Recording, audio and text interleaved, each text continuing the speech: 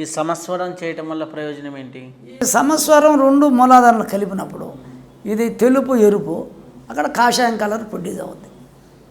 ఇప్పుడు కమలం వికసిస్తుంది. మూలాధారంలో కమలాలు ఉంటాయి, మనకి 9 కమలాలు ఉన్నాయి, ప్రతి చక్రంలో కమలాలు ఉన్నాయి.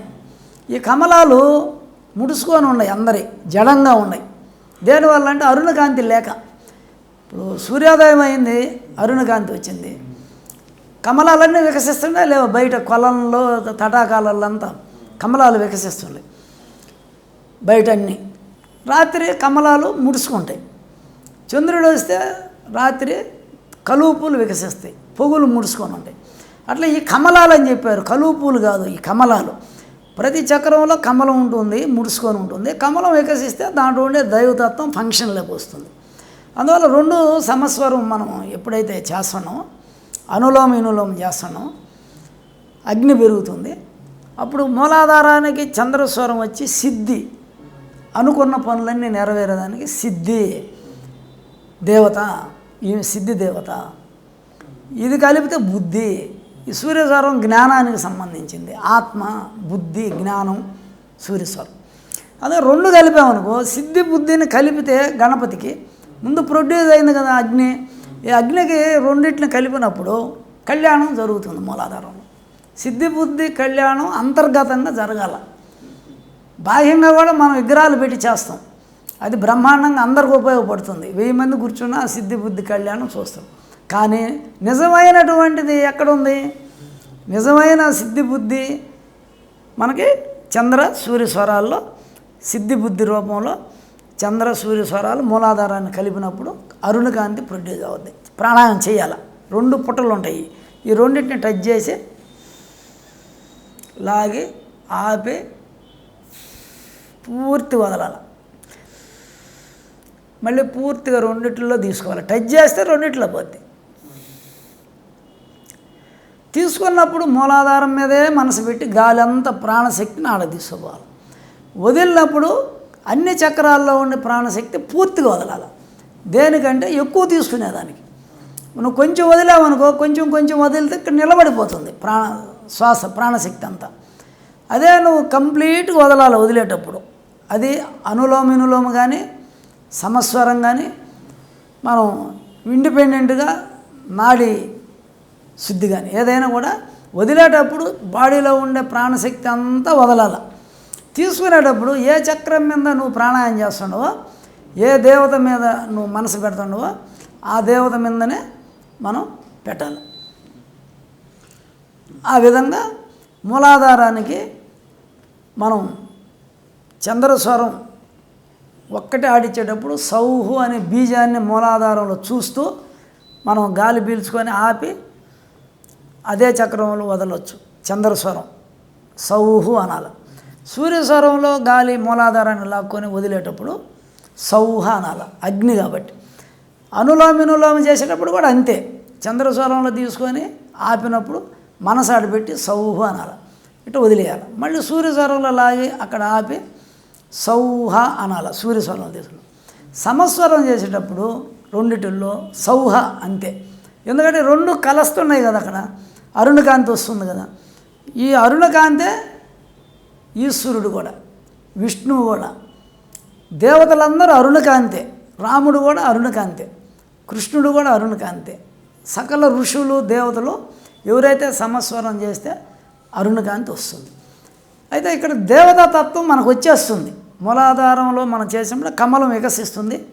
సమస్వరం చేసినప్పుడు కళ్యాణం అంటే అరుణకాంతి. అరుణకాంతి దేవత.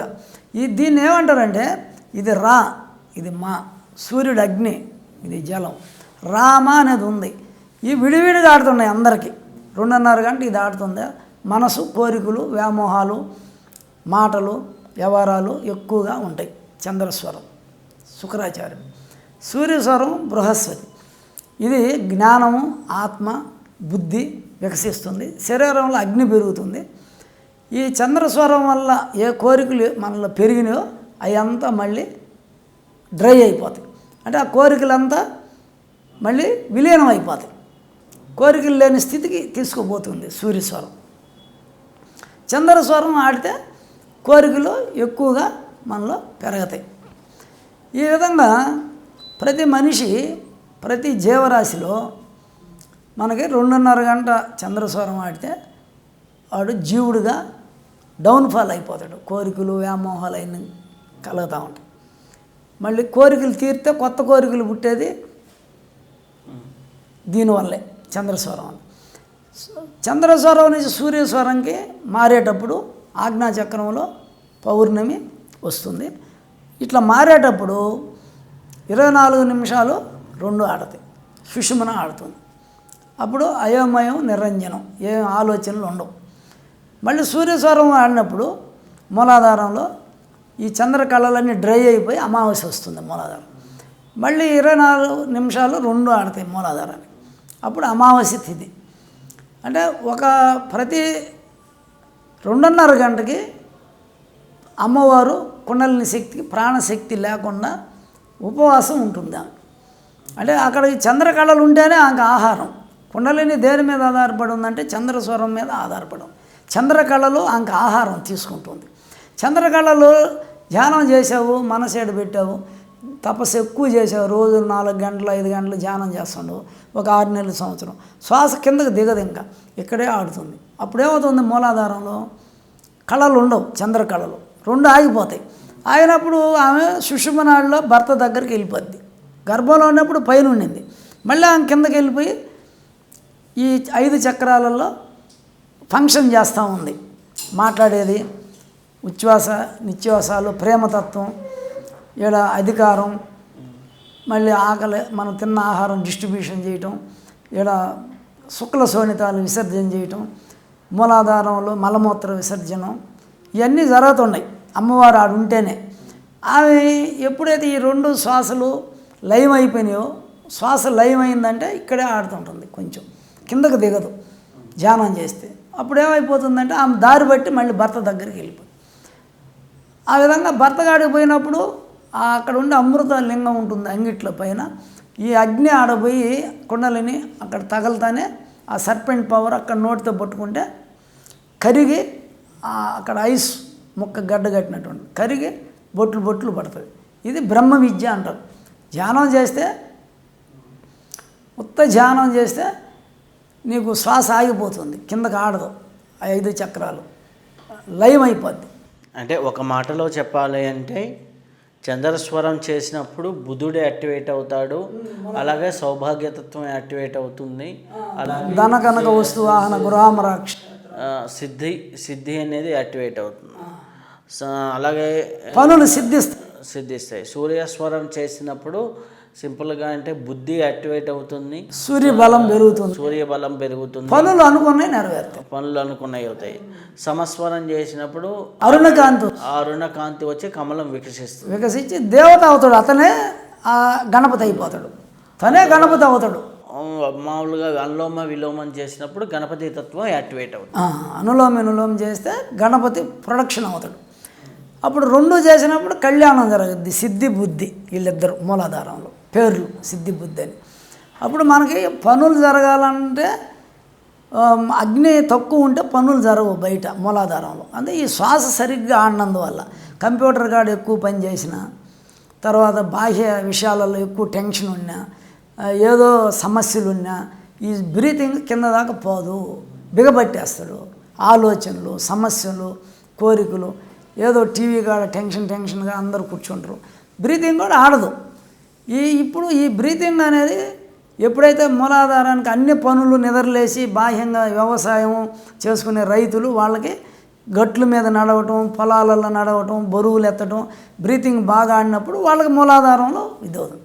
మూలాధార చక్రం ఉదయం 6 గంటకి హంస జపం జరుగుతుంది. అక్కడ 900 600 హంస జపం, 600 శ్వాసలు మూలాధారం. అందుకని ఉదయాన్నే మనం బ్రహ్మతత్వంలో అంటే దక్షత కలిగి ఎవరెవరు డ్యూటీ యాజ్ పర్ రాసులను బట్టి 12 రాసులను బట్టి మన డ్యూటీకి ఉపక్రమిస్తాం మనం ఉదయాన్నే. అందుకని మూలాధారానికి ఉదయం 6 గంటలప్పుడు ప్రాణాయామం చేసుకుంటే ఆ రోజంతా పనులు బాగా జరుగుతాయి. మనం ఎక్కడికైనా పోయేటప్పుడు కూడా ఏ పని చేస్తున్నా కూడా ప్రారంభించేటప్పుడు, బయలుదేరేటప్పుడు, ప్రయాణంలో చంద్రస్వరం ఒక్కటే ఆ శ్వాసే మూలాధారానికి ఒక 10 సార్లు 9 సార్లు ఆడిచ్చేసి మనం బయలుదేరినాం అంటే మన పనులన్నీ నెరవేరుతాయి. అయితే మనకి అనులోమ వినులోమం వల్ల సమస్వరం వల్ల నీకు మొత్తం మనకి మూలాధారంలో శక్తి గణపతి ప్రొడ్యూస్ అవుతాడు. శక్తి గణపతి అంటారు దాన్ని క్రియాశక్తి అంటారు. అమ్మవారు శ్రీ విద్యలో, బ్రహ్మ విద్యలో గణపతి, శ్రీ విద్యలో అక్కడ క్రియాశక్తి అమ్మవారు. అక్కడ 3 దేవతలు ఉంటారు కదా, బ్రహ్మ విష్ణు ఈశ్వరుడు. అక్కడ 3 దేవతల్లో భార్యాభర్తలతో కూడుకొని ఉంటారు, 3. అందుకని అక్కడ క్రియాశక్తి అనేది. ఇది ప్రాక్టికల్గా మనం ఎలా చేయాలి? మూలాధారంలో ప్రాక్టికల్గా ఎలా చేయాలి? మూలాధార చక్రంలో మనం సోఫా మీద కానీ కుర్చీలో కానీ కింద కూర్చోగలిగిన వాళ్ళు కింద ఆసనం పద్మాసనం వేసుకొని ఎన్నుపోస సక్కంగా పెట్టుకోవాలా. ఎక్కడ నీ అనుకూలం, నీ స్థితిని బట్టి కుర్చీలో సోఫాలో ఏదైనా చల్లటి గాలి ఉండాలి. ఉదయం పూట ఇది 6 గంటలప్పుడు మూలాధారం ఒక ప్రాణశక్తి అక్కడ ఫంక్షన్ అవుతూ ఉంటుంది. హంస జపం మూలాధారానికి 6 గంటలకు ప్రారంభం అవుతుంది. 45 నిమిషాలు మూలాధార చక్రానికి హంస జపం జరుగుతుంది. అయితే అక్కడ మనం ఎన్నుపోస సక్కంగా పెట్టి చల్లటి గాలిలో కూర్చోవాలి. ఎక్కడైనా కిటికీలు తీసుకొని వరండాలోకి వచ్చేయాలి. బెడ్రూముల్లో ఏసీ రూముల్లో పనికిరాదు. నువ్వు చల్లగాలిలోనే చేయాలి. ఇది న్యాచురల్ గాలిలోకి రావాలి. ఇప్పుడు కుడి ముక్కు మూసి బొట్టినేలతో ఎడం ముక్కులో లాక్కొని దాంట్లోనే మళ్ళీ వదలాలి. శ్వాసని ఎన్నుపోసని సపోర్ట్ చేసుకొని మూలాధారానికి లాగి అక్కడ ఆపి మళ్ళీ దాంట్లోనే వదలాలి. 5 సెకండ్ల కంటే ఎక్కువ పడలేదు. తీసుకోపోవటం, ప్రాణాన్ని అక్కడ ఆపటం, మళ్ళీ వదిలేయటం, పూర్తిగా వదలాలి. తీసుకున్నప్పుడు మనసు మూలాధారంలోనే పెట్టి సౌహ బీజాన్ని ఉచ్చరించాలి. సౌహు అనాలి. ఆ బీజం ఆడ చూడాలా, లాగాల, ఆపాల, వదలాల. అట్లే సూర్యస్వరాన్ని మళ్ళీ ఈ ఉంగరవేలతో క్లోజ్ చేసి సూర్యస్వరంలో ఎన్నుపోసుకోసకి లాగాల. లాగినప్పుడు సౌహ అనాలి. అగ్ని ఇది. సౌహ అంటే ఊర్ధ్వగతికి పోతుంది అగ్ని. సౌహ అని లాగి అక్కడ ఆపి మళ్ళీ పూర్తి వదలాల. వదిలేటప్పుడు అన్ని చక్రాల్లో గాలి బయటికి రావాలి. తీసుకున్నప్పుడు ఆ చక్రంకే లాగాల. అయితే మిగిలిన చక్రాలకే 12.5% పోతుంది. తగులుతూ అన్ని చక్రాలను టచ్ చేస్తూ పోతుంది. కానీ ప్రధానంగా ప్రాణశక్తిని కేంద్రీకరించాల్సింది ఆ చక్రం మీదే ఉండాలి. అప్పుడు ఈ నాడిని ఫంక్షన్లోకి తెచ్చుకునేదానికి ఎడం ముక్కులో తీసుకోవడం, ఎడం ముక్కులో వదలటం, మళ్ళీ 5 నిమిషాలు. కుడి ముక్కులో తీసుకొని కుడి ముక్కులో వదలటం 5 నిమిషాలు. అప్పుడు ప్రాణాన్ని నువ్వు 2 నాళ్ళు యాక్టివేషన్ తీసుకొచ్చినట్టు విడివిడిగా ఆడిచ్చావు. ఇప్పుడు అనులోమ వినులోమ అంటే ఎడం ముక్కులో ఎన్నుపోసుకోసకి నేరుగా తీసుకుపోయి ప్రాణశక్తిని ఆపి కుడి ముక్కులో వదలాలి. కుడి ముక్కులో లాక్కొని పోయి ఎన్నుపోసుకోసన మూలాధార చక్రానికి ఆపి మళ్ళీ ఎడం ముక్కులో వదలాలి. మళ్ళీ ఎడం ముక్కులో లాక్కొని పోయి మూలాధారానికి కుడి ముక్కులో వదలాలి. అయితే ఎడం ముక్కులో లాగేటప్పుడు సౌహు అని లాగాల, వదిలేయాల. కుడి ముక్కులో లాక్కున్నప్పుడు సౌహ అని లాక్కొని వదలాలి. ఇది అనులోమ వినులోమం. దీనివల్ల అగ్ని పెరుగుతుంది. మూలాధారంలో కుండలిని శక్తి మినిమం అగ్ని బ్లో అవుతుంది. అప్పుడే అది సుషుమ్నాల్లో పైకి దాకా వస్తుంది. మనకి పైకి బ్లో అవ్వాలి అంటే అక్కడ ఆ చక్రం వరకు ఇప్పుడు అగ్ని పెరిగింది, గణపతి తత్వం వస్తుంది. సమస్వరం 2 పుటలు ఉంటాయి. ఈ 2 టచ్ చేస్తే 2 ఏళ్ళతో 2టిల్లో లాక్కోవాలా. ఫస్ట్ ఉండే గాలి బయటకు వదిలేయాలా సూర్యస్వరంతో. అప్పుడు 2 టచ్ చేసి ఎన్నుపోసు కొసకి లాక్కోపోయి ఆడ ఆపి వదలాల. అంటే ఈ 2 కలిపినప్పుడు అరుణకాంతి వస్తుంది. ఈ అరుణకాంతే దైవత్వం, శ్రీ శక్తి. ఈ శ్రీ అనేదే రాముడికి ఉండే శక్తి కానీ ఈశ్వరుడికి దేవతలకు ఉండే శక్తి ఏంటంటే శ్రీ. శ్రీ అంటే అరుణకాంతి. ఇప్పుడు అనులోమ వినులోమ అయిపోయినాక సమస్వరం మూలాధారానికి ఒక 5 నిమిషాలు 2 చేసుకోవాలి. అంటే మొత్తం ఒక 20 నిమిషాలు సాధన ఒక చక్రం. దాన్ని పెంచుకోవచ్చు మనం. ఇది విడిగా 5 నిమిషాలు 5 నిమిషాలు 10, అనులోమ వినులోమ 10 నిమిషాలు, సమస్వరం 10 నిమిషాలు. ఒక అరగంట మూలాధారానికి ఉదయం పూట చేస్తే మన కార్యాలన్నీ అనుకూలంగా బుధగ్రహం కానీ రవిగ్రహం కానీ కార్యాలన్నీ నెరవేరుతాయి. అట్లా ఒక 45 రోజులు కానీ ప్రాణాయం చేస్తే ఏ మొండి కేసులైనా సరే, మొండి గిరాకులు మనకు కావాల్సిన పనులు ఏ పెండింగ్ ఉన్నా సక్సెస్ అయిపోద్ది. ఎవడంతటా వాడికి తనలోనే దైవశక్తిని గణపతి తత్వాన్ని పెంపొందించుకొని తనే గణపతిగా మారొచ్చు ఈ సాధన వల్ల. మూలాధారంలో అగ్ని ఇంపార్టెంట్ మనకి. అన్ని చక్రాలకు బ్లో అవుతుంది పైకి, కింద ఉంటేనే కదా పైకి పోయేది. ఇక్కడ త్రికోణం పైకి ఉంటుంది మూలాధార చక్రం. చాలా సంతోషం స్వామి. సిద్ధి బుద్ధిని ఇచ్చేటటువంటి విఘ్నేశ్వరుని యొక్క ని సిద్ధింప చేసుకునేటటువంటి మూలాధార చక్ర సాధనని అందించినందుకు చాలా చాలా కృతజ్ఞత. మంచిది, నమస్కారం. ఇప్పటి వరకు మూలాధార చక్రం గురించి మనం తెలుసుకున్నాం. సాధన చేస్తూ ఉండండి. ఈ యొక్క వారం 10 రోజులు ఇది సాధన చేస్తూ ఉంటే 10 రోజుల తర్వాత తిరిగి స్వాధిష్టాన చక్రం గురించి మళ్ళీ మనం ఇంకొక ఎపిసోడ్ చేద్దాం. అట్లా ఒక 7 చక్రాలకు సంబంధించినటువంటి ఎపిసోడ్స్ని మనం ఒక 2 వారాల నిడివి ఒక్కొక్కటి గ్యాప్ ఇస్తూ ఒక్కొక్క ఇంటర్వ్యూ చేస్తూ ఉంటే ఆటోమేటిక్గా చూసే ప్రేక్షకులు కూడా ఆ సాధనా సిద్ధిని పొందేదానికి అవకాశం ఉంటుంది. శుభం భూయాత్. సర్వే జనా సుఖినో భవంతు.